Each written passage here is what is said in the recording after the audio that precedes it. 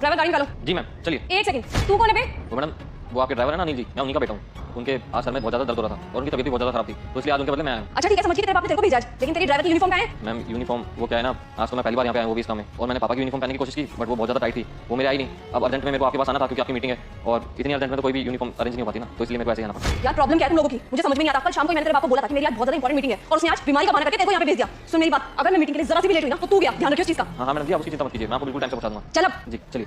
क्या यार, पापा को भी किसी को भी काम पे रख लेते हैं, किसको भेज दिया। लीजिए मैम पहुँच गए हम लोग। ठीक है, मैं ऑफिस तो पहुंच गई। और मेरी बात ना तू ध्यान से सुन, मेरे अंदर बहुत ज्यादा इंपॉर्टेंट मीटिंग है, कम से कम 15 से 20 मिनट चलेगी मेरी मीटिंग वहाँ पे। और अगर मैं आई मीटिंग खत्म करके और तू मेरे को यहाँ पे नहीं मिला, कहीं बीड़ी सिगरेट पीने चला गया तो मेरे से बुरा कोई नहीं होगा, तेरे बाप को भुगतना पड़ेगा। ये तेरे बाप को जॉब से निकाल दूं मैं, ध्यान रखियो। जी मैम।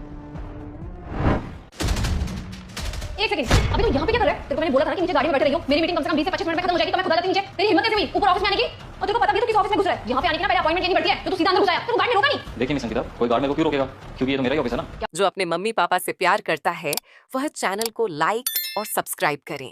बकवास कर रहा है तू, एक ड्राइवर का बेटा और इतने बड़े ऑफिस का मालिक है तू, और तेरे को पता ना हो ना तो तेरा बाप पिछले 20 सालों से हमारे लिए काम कर रहा है, समझ में आया? देखिए मैम मैं आपसे मजाक नहीं कर रहा हूँ, इस कंपनी का ओनर मैं ही हूँ और आपकी जिससे डील होने वाली है ना आज वो भी मैं ही हूँ, मिस्टर राहुल शर्मा। चाहे तो आप चेक कर लीजिए। और मैं जानता हूँ कि मेरे पिताजी आप यहाँ पर पिछले 20 सालों से काम कर रहे हैं, वो भी ड्राइवरी का, और मेरे को ये बताने में बिल्कुल भी शर्म नहीं है क्योंकि जो मेरे पिताजी हैं वो सूलों के बहुत पक्के हैं। क्योंकि क्या है ना मैडम, जब हम लोग कुछ भी नहीं थे तब आपके पिताजी ने मेरे पापा का साथ दिया था और उनको नौकरी पर रखा था, जिसकी वजह से मैं पढ़ाई लिखाई कर पाया और आज इस काबिल बन पाया।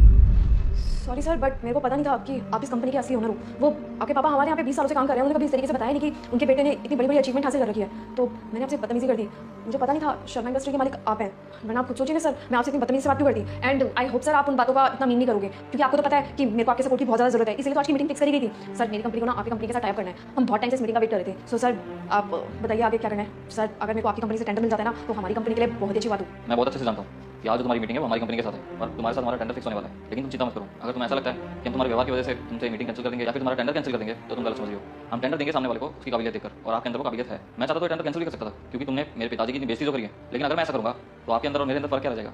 और मेरे पिताजी ने हमेशा मेरे को एक बात सिखाई है कि बेटा हम लोग जमीन से जुड़े हुए इंसान हैं और हमें कभी भी घमंड नहीं करना चाहिए, चाहे हम कितनी भी तरक्की हासिल करें, कितनी भी ऊंचाई पर चले जाएं। क्योंकि जब इंसान ऊंचाई पर होता है ना, अगर उसमें घमंड आ जाए तो उतनी तेजी से वो नीचे भी आ जाता है, तो इंसान को कभी भी घमंड नहीं करना चाहिए। और आप बिल्कुल परेशान मत होइए, ये टेंडर आपको ही मिलेगा। और अंकिता तुम्हें एक बात और समझाना चाहूँगा, कभी भी किसी गरीब को या फिर अपने से नीचे वाले को दबाना नहीं चाहिए, और ये बात तुम एक मोरल की तरह लेना। और वैसे भी भगवान ने जब सबको एक जैसा ही बनाया तो हम कौन होते हैं भेदभाव करने वाले। हाँ सर आपने बिल्कुल सही कहा, आज सच में मेरे को बहुत अच्छा मॉडल सीखने को मिला है। अगली बार से मैं इस तरीके की गलती कभी सोच भी नहीं सकती करने की, और आप तो मेरी इंस्पिरेशन कब से हैं, आपको नहीं पता होगा बट मैं आपके वर्क को आपके ऑफिस को काफी टाइम से फॉलो करी थी। और देखिए ना मेरे को पता ही नहीं था कि आप अनिल अंकल के बेटे हो, अगर मेरे को पहले पता होता तो मैं आपसे बहुत पहले मिली थी और आपसे आपके बिजनेस आइडिया जरूर लेती, क्योंकि सर सच में आप मेरे रोल मॉडल हो। और सर मैं आपसे प्रॉमिस करती हूँ कि आज के बाद मैं किसी से भी बदतमीजी नहीं करूँगी। चलो ये तो बहुत अच्छी बात है, तुम्हें अभी से रियलाइज हो गया।